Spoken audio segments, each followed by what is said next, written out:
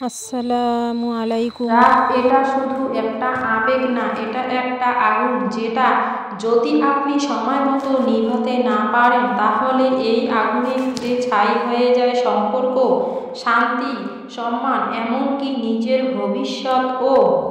রাগ একটা অনুভূতি, কিন্তু আমরা এটাকে বানিয়ে ফেলি অভ্যাস। আজকাল মানুষ খুব সহজে রেগে যায়, তুচ্ছ কারণে সম্পর্ক ছিন্ন করে, ছোট কথায় গালমন্দ করে বসে, তারপর একা ঘরে বসে আফসোস করে আমি যদি চুপ থাকতে পারতাম। কিন্তু তখন আর কিছু করার থাকে না, কারণ রাগের সময় বলা শব্দ, ছোড়া কথা আর কষ্ট দিয়ে ফেলা আচরণ ফিরিয়ে আনতে পারে না। রাগ আমাদের সবার মধ্যেই আছে, কিন্তু রাগকে নিয়ন্ত্রণ করা আর রাগের কাছে হেরে যায় কে, সেই পার্থক্যই আমাদের জীবন গঠনের পথ ঠিক করে দেয়। রাগ কখন আসে, কখন যায়, কেউ আমাদের এবং কখন কিছু বলতে পারে না। আমাদের ভুল বুঝে কথা শুনে না, উল্টো কথা বলে, আমাদের উপর অভিযোগ তোলে। আবার রাগ আসে নিজের ভিতরে অক্ষমতা, ইগো আর অহংকার থাকে, আমরা নিজেদের অনেক বড় ভাবি, এবং যখন কেউ সেই ভাবনার সঙ্গে মেলে না তখন রাগ জন্মায়। কিন্তু আপনি কি জানেন, রাগ কখনো সমস্যার সমাধান হয় না, বরং রাগ সমস্যা আরও বাড়িয়ে দেয়।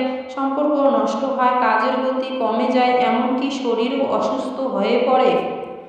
যারা বেশি রেগে যান তারা ধীরে ধীরে হার্টের সমস্যা, উচ্চ রক্তচাপ আর মানসিক বিষণ্ণতায় ভুগে থাকেন, কারণ রাগ আমাদের শরীরের ভিতরে নেগেটিভ হরমোন তৈরি করে, যা আমাদের ধ্বংসের দিকে নিয়ে যায়। তাহলে উপায় কি? রাগের ঔষধ কি? এটা কোনো ট্যাবলেট না, কোনো ডাক্তারের প্রেসক্রিপশন না।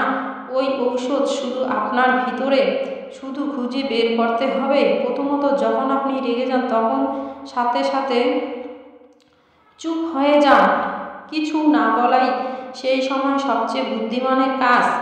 আপনি তখন যদি কথা বলেন, আপনি যা মন থেকে বলতে চান না তাও বলে ফেলবেন, এরপর অনুশোচনা আপনাকে কষ্ট দেবে। তাই চুপ থাকুন, পানি খান, কিছুক্ষণ হাঁটুন, স্থান পরিবর্তন করুন, নিজেকে একটু সময় দিবেন। এটা খুব শক্ত, কিন্তু ধীরে ধীরে অভ্যাস করলে সহজ হয়ে যাবে। দ্বিতীয়ত, বুঝতে চেষ্টা করুন আপনি কেন রেগে যাচ্ছেন। তাই নিজে, সেটা কি মানুষটা আপনাকে ইচ্ছা করে কষ্ট দিচ্ছে, নাকি আপনি নিজে অতিরিক্ত সংবেদনশীল হয়ে যাচ্ছেন। অনেক সময় রাগ আসে ভুল বোঝাবুঝি থেকে, কেউ এটা কথা বলল আর আপনি ভেবে নিলেন অপমান করেছে, কিন্তু বাস্তবে হয়তো সে আপনার ভালোর জন্যই বলেছিল। তাই পরিস্থিতি বিশ্লেষণ করতে শিখুন। তৃতীয়ত, নিজেকে প্রতিদিন একটু প্রশিক্ষণ দিন। প্রতিদিন সকালে 2 মিনিট চোখ বন্ধ করে ভাবুন, আজকে যদি কেউ আমাকে অপমান করে আমি কি করব।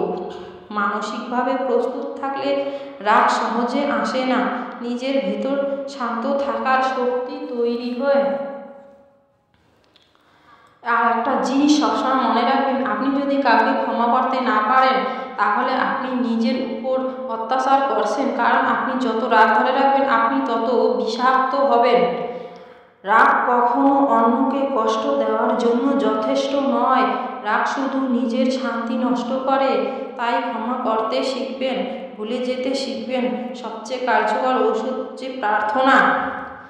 যখনই আপনি নিজের রাগ নিয়ন্ত্রণ করতে পারছেন না, চুপ করে বসে আল্লাহর কাছে বলবেন, হে আল্লাহ, আমাকে শান্ত করুন। আপনি নিজেই নিজের ভেতরের আগুন নেভাতে পারবেন। রাগ নিয়ন্ত্রণ করার মানে এই নয় যে আপনি দুর্বল, বরং আপনি অনেক বেশি শক্তিশালী। যে নিজের রাগ থামাতে পারে সে পুরো পৃথিবীকেও জয় করতে পারে। কেউ আপনাকে ছোট করে কথা বললে, অপমান করলে তার মতো হয়ে পাল্টা কথা বলার দরকার নেই। আপনি যদি নিজেকে শান্ত রাখতে পারেন তাহলে আপনি অনেক বড় হয়ে যাবেন।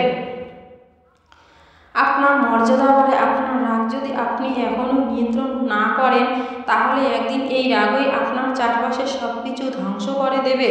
তখন আর কিছু থাকবে না, সম্পর্ক না, ভালোবাসা না, মানুষ। থাকবে শুধু একা আপনি আর আপনার ভেতরের পোড়া ছাই। তাই এখনই সিদ্ধান্ত নিন, রাগের বিরুদ্ধে লড়বেন না, রাগকে আপন করে সারা জীবন উড়বেন না। আজ থেকে নিজেকে বলুন, রাগ নয় আমি শান্তির মানুষ, রাগ নয় আমি ভালো মানুষ।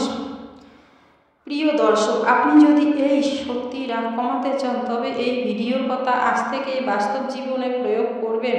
প্রথম দিনেই পারফেক্ট হবেন, কিন্তু চেষ্টা করলেই পরিবর্তন শুরু হবে। আজকের ভিডিওটি এমন কাউকে পাঠিয়ে দিন যে প্রিয় মানুষটি রেগে গিয়ে সব কিছু নষ্ট করে ফেলছে। হয়তো আপনার একটা শেয়ার, একটা কথায় তার জীবনে শান্তি ফিরিয়ে আনবে। রাগ পুড়িয়ে দেয়, কিন্তু ক্ষমা ও নীরবতা জীবন গড়ে তোলে।